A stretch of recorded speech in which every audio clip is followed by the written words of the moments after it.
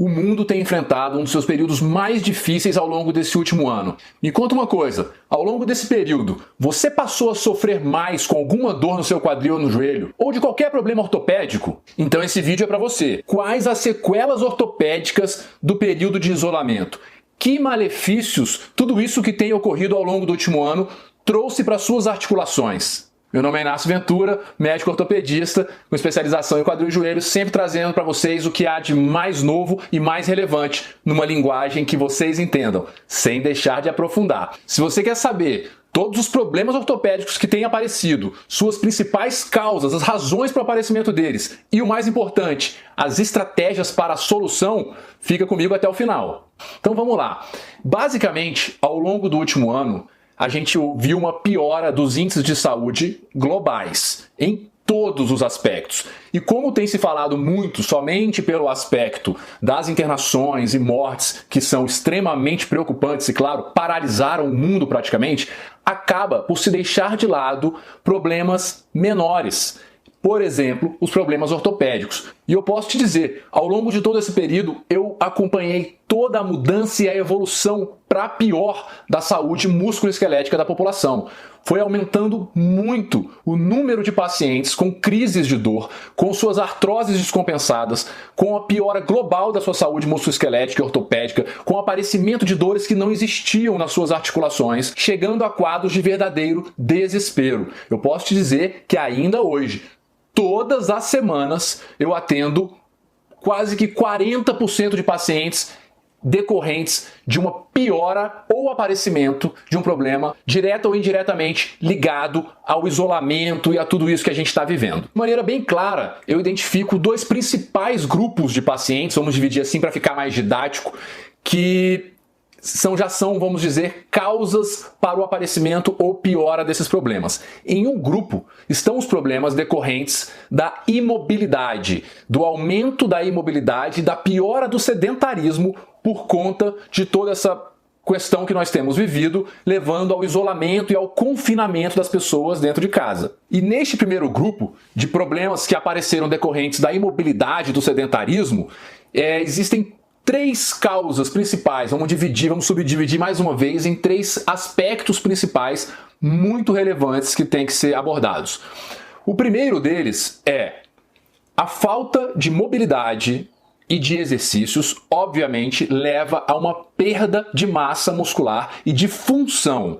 Isso é muito relevante para todo mundo, mas especialmente para os pacientes mais velhos, porque essa perda de função e de massa tem um nome, isso é uma doença chamada sarcopenia, que é diretamente associada à osteoporose e que a junção dessas duas tem o nome que nós chamamos de síndrome da fragilidade. Essa síndrome da fragilidade chama disso porque expõe esses pacientes a um risco altíssimo de quedas, e quedas levando a fraturas graves, urgências ortopédicas, muitas vezes associadas inclusive a um risco de morte para esses pacientes. Então percebam a potencial gravidade em determinado grupo de pacientes da imobilidade, da restrição e do isolamento com a ausência de uma atividade de compensação, tá? Para vocês terem ideia, teve um trabalho publicado em outubro do ano passado do grupo de Liverpool, no Reino Unido, que foi muito interessante, que ele avaliou exatamente essa influência do isolamento na sarcopenia e na síndrome de fragilidade. E os problemas não vêm só em pacientes idosos não, tá? Por exemplo, ele achou números bem alarmantes. Quando ele avaliou os grupos de crianças e adolescentes de 6 a 18 anos, houve uma redução do número de horas de atividade física praticada nesse grupo em 2,3 horas por dia.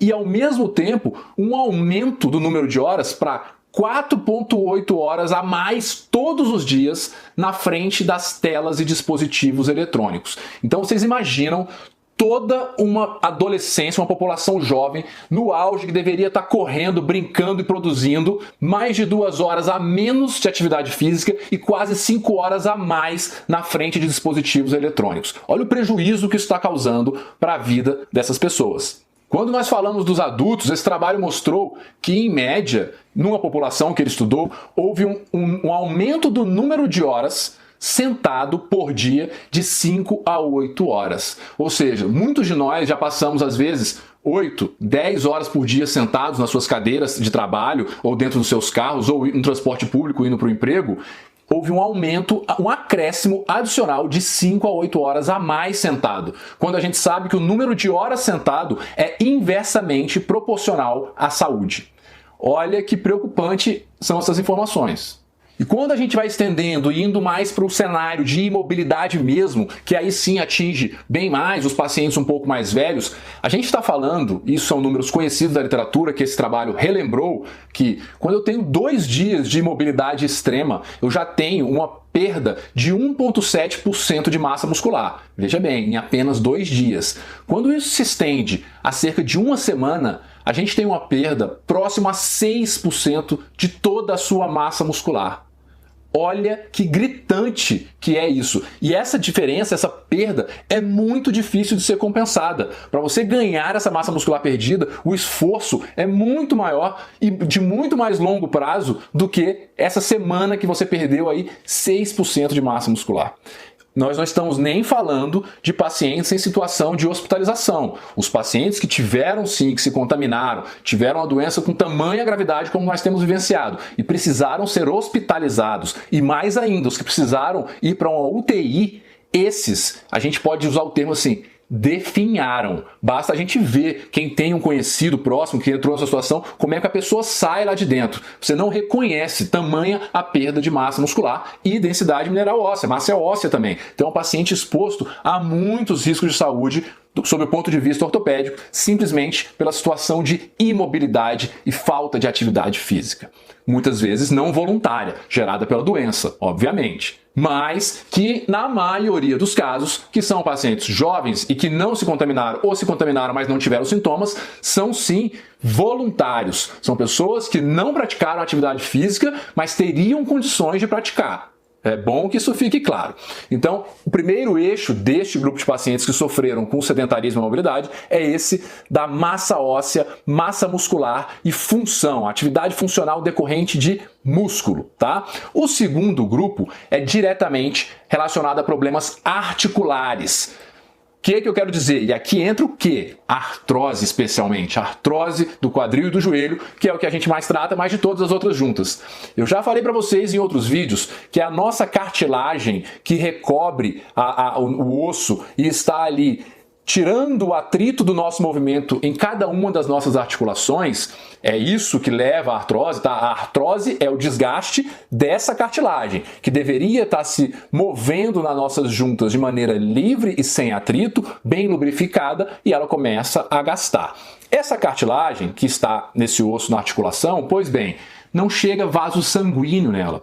Ela não tem uma nutrição como todo o restante do nosso corpo tem, que os nossos vasos sanguíneos e o nosso sangue levam oxigênio e nutrientes para aquele tecido. Na cartilagem não chega. Como que essa cartilagem se nutre, então, nas nossas principais articulações? Ela se nutre por embebição. Como assim, Inácio? Como se fosse uma esponja. Imagina uma esponja, quando a gente encosta ela numa região que tem líquido e ela chupa, suga aquele líquido. Só que no caso, o líquido que está dentro da junta é um líquido altamente nutritivo. E é assim que as nossas cartilagens se alimentam, tá? Do processo de sugar esse líquido nutritivo para elas e para suas células, para assim se manterem saudáveis.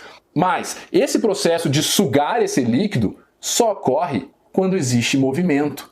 Tá? Se eu tenho 2 cartilagens, um líquido no meio e está tudo paradinho, esse líquido não consegue entrar na cartilagem, penetrar e nutri-la. Tá? Eu preciso que haja movimento, que haja deformação para essa cartilagem sugar como uma esponja aquele líquido que lubrifica.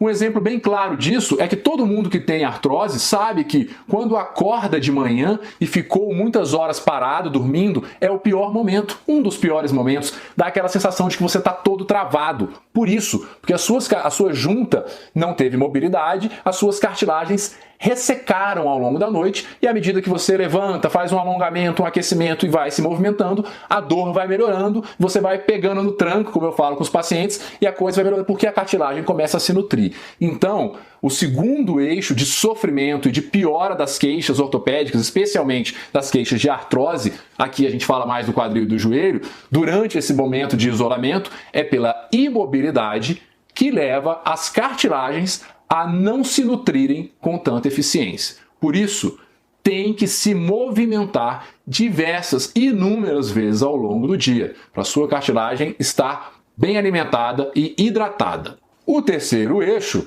desses pacientes que sofreram com mobilidade é um eixo que não vai falar tanto da lesão em si, do problema da cartilagem, da artrose, ou do problema da massa muscular, a sarcopenia, ou do problema da massa óssea, a osteoporose. Ele vai falar simplesmente da sensação de como o corpo, e especialmente o teu cérebro, interpretam esses problemas, que é a dor.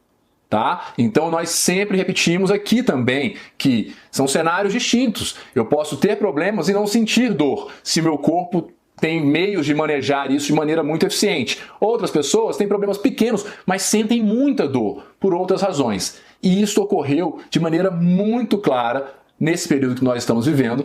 Mesmo nos casos em que não houve uma piora das lesões, houve uma piora muito intensa da dor. Por quê?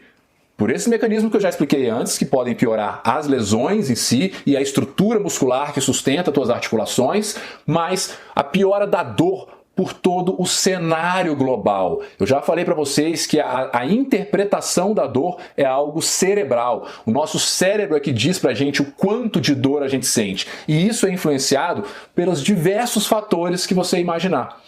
Todos que foram alterados por tudo isso que a gente está vivendo.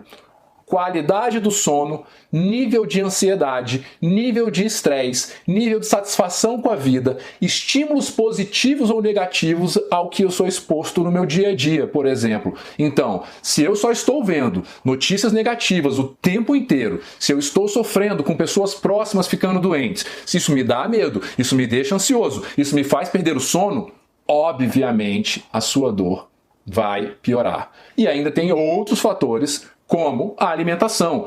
Pouquíssimas pessoas conseguiram manter um padrão alimentar saudável durante todo esse período. Eu já mostrei para vocês em outros vídeos aqui que a alimentação tem uma ligação direta com a dor, a piora da dor, uma alimentação de má qualidade piora a dor, e também com a piora das lesões. Também piora a massa e função musculares e ósseas. Obviamente, não se constrói músculo sem nutrição adequada. Então veja como é uma coisa muito ampla em que tudo se junta, vamos dizer, parece que é isso, que tudo está se juntando para piorar a sua saúde ortopédica e a saúde de modo geral. Mas existe um segundo grupo. Então, o primeiro grupo que eu falei para vocês, relembrando, problemas decorrentes do sedentarismo e mobilidade, que se divide nesses três eixos: dor, perda de massa muscular e óssea, sarcopenia, e problemas das cartilagens das juntas, problemas articulares, tá?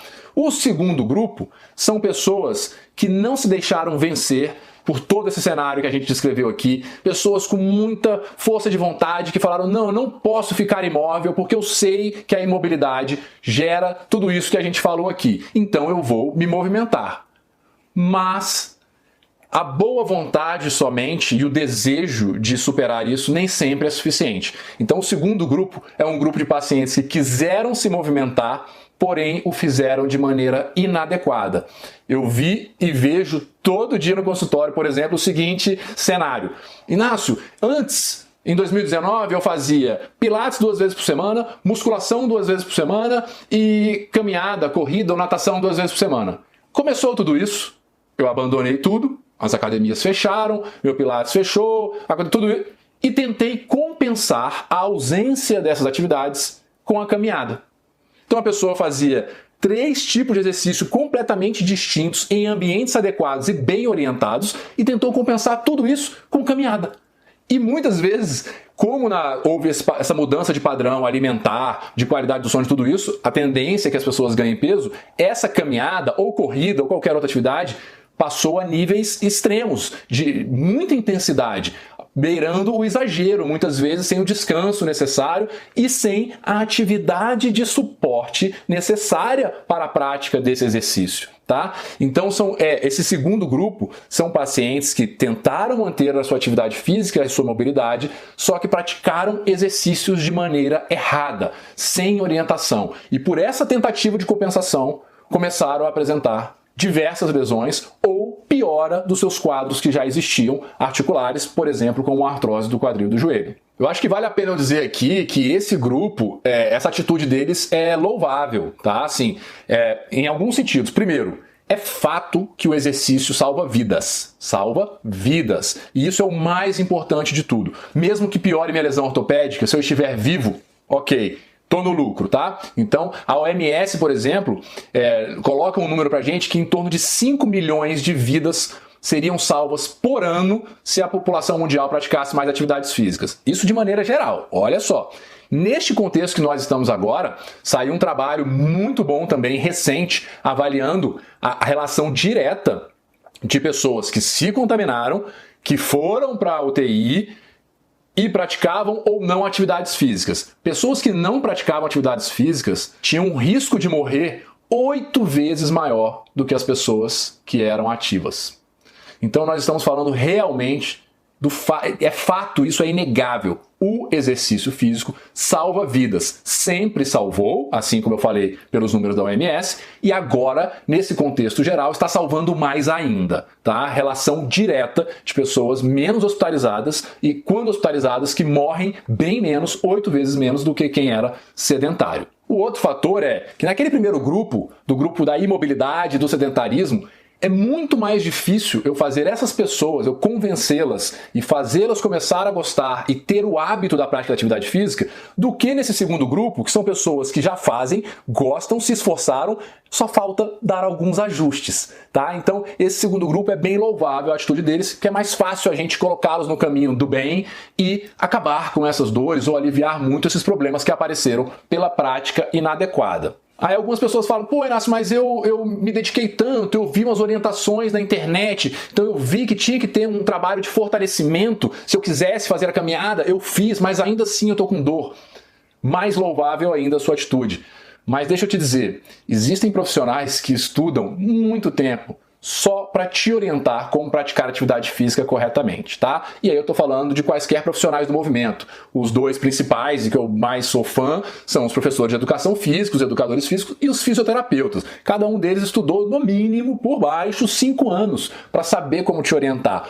Então, não é às vezes essa noção simplista de mas eu faço fortalecimento e faço minha caminhada, então não vou ter dores. Existe um espectro muito mais amplo a ser trabalhado, tá? Existem muitas variáveis que um profissional desse é capaz de trabalhar contigo para prevenir lesões ou para tratar lesões. E o fortalecimento muscular é apenas um deles. É sim muito importante que você trabalhe o fortalecimento muscular como atividade de suporte para uma caminhada, para uma corrida ou para qualquer outra atividade que você queira fazer e para a vida, tá? Mas nós temos, só para citar alguns exemplos, eu tenho que ter o fortalecimento, eu tenho que ter o equilíbrio trabalhado, eu tenho que ter a propriocepção trabalhada, que é a capacidade do teu cérebro perceber posições em que as tuas juntas estão, eu tenho que ter uma velocidade de reação rápida, o teu cérebro tem que perceber isso e responder rápido ao estímulo, fazer o movimento, a contração no momento adequado, e isso exige um controle neuromotor adequado. Eu tenho que ter mobilidade, eu tenho que ter flexibilidade. Então vejam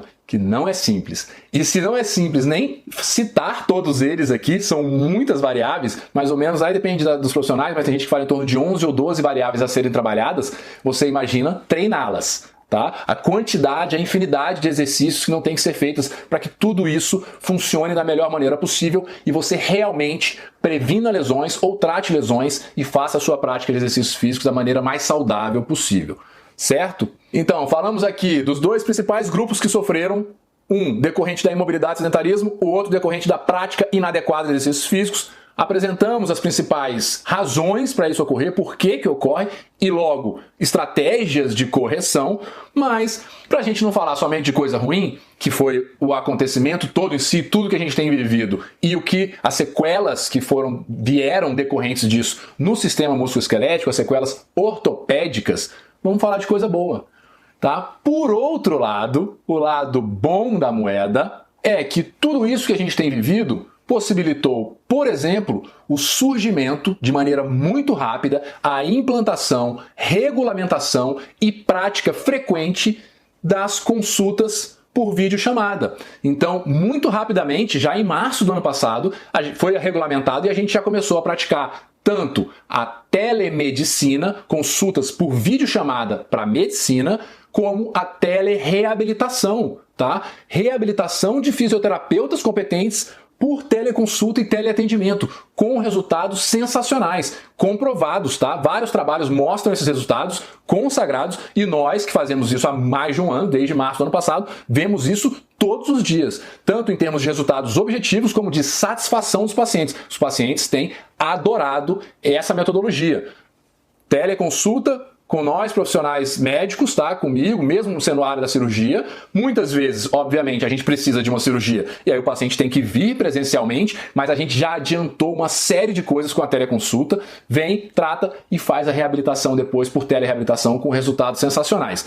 A assessoria dos educadores físicos por vídeo, essa já até existia e agora se fortaleceu muito. Ou seja, está ao seu alcance toda a assessoria profissional de que você precisa para ter saúde musculoesquelética, ortopédica, para tratar o que piorou ou o que apareceu e para se manter bem, certo?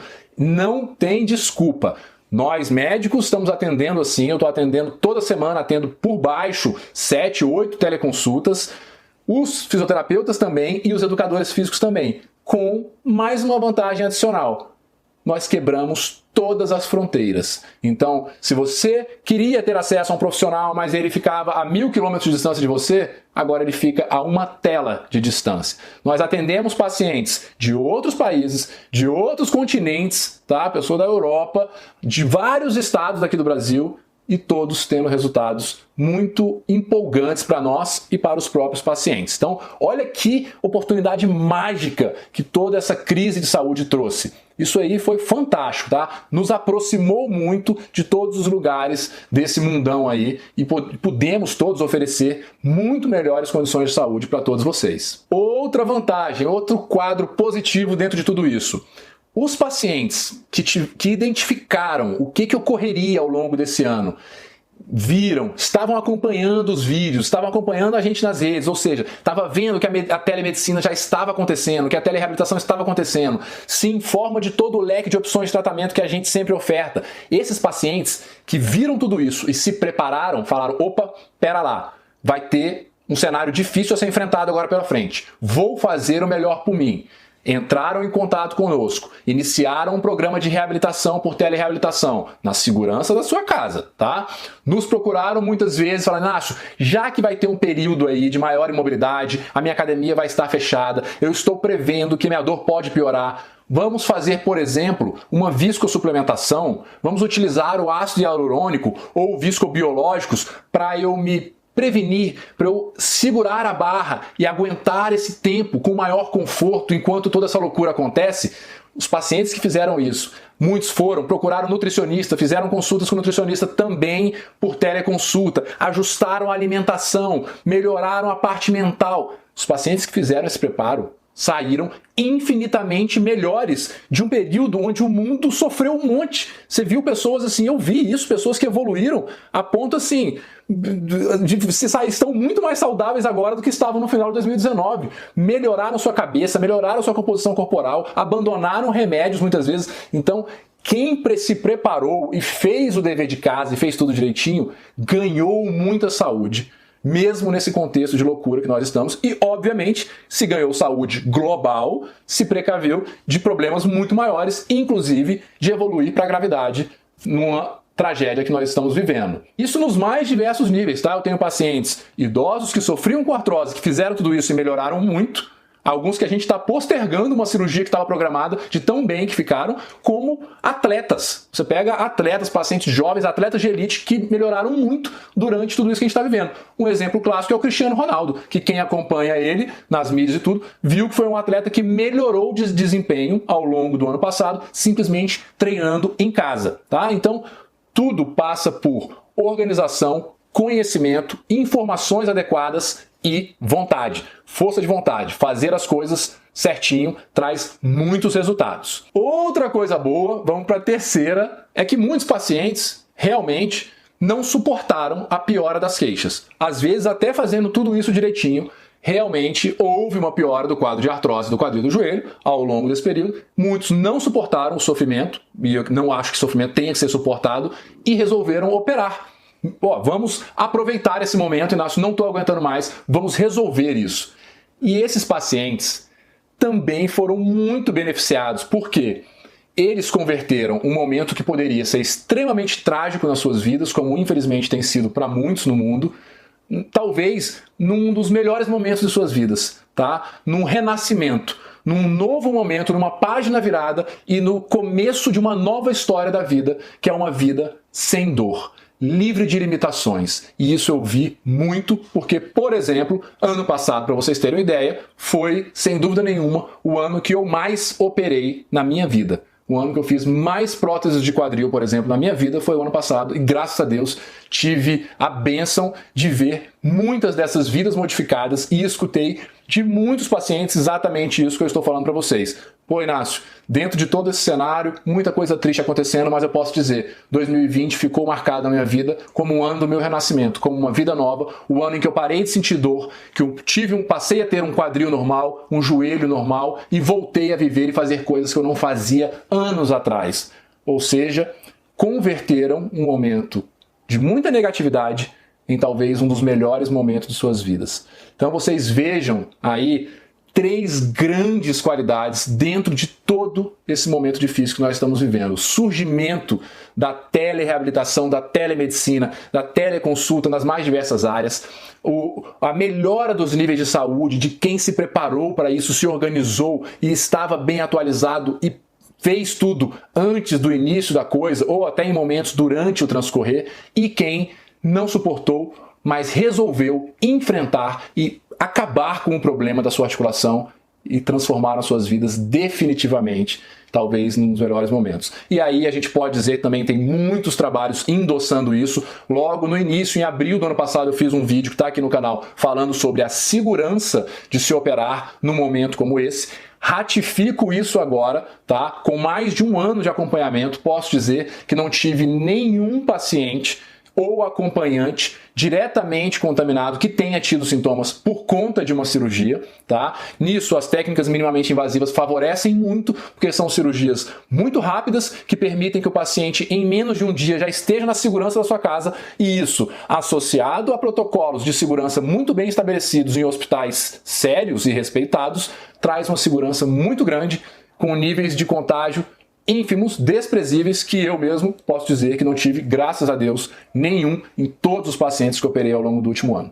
Então, para finalizar, espero que vocês tenham compreendido o que todo esse momento e esse contexto que nós temos vivido levou, tá? E que trouxe, sim, infelizmente, e pode continuar trazendo sequelas ortopédicas drásticas, graves, que trazem muito sofrimento e, em alguns casos, nos casos das quedas, como eu falei, dos pacientes idosos, eventualmente até ao risco de morte. Então não é brincadeira, mas que vocês compreendendo todas essas causas que eu apresentei e os possíveis caminhos e soluções que nós temos, seguindo o dever de casa, fazendo o que vocês têm que fazer, que é se movimentar, fazer exercício físico, com a orientação adequada, vocês terão muito provavelmente as suas vidas salvas e uma melhora da qualidade de vida, melhora da saúde global.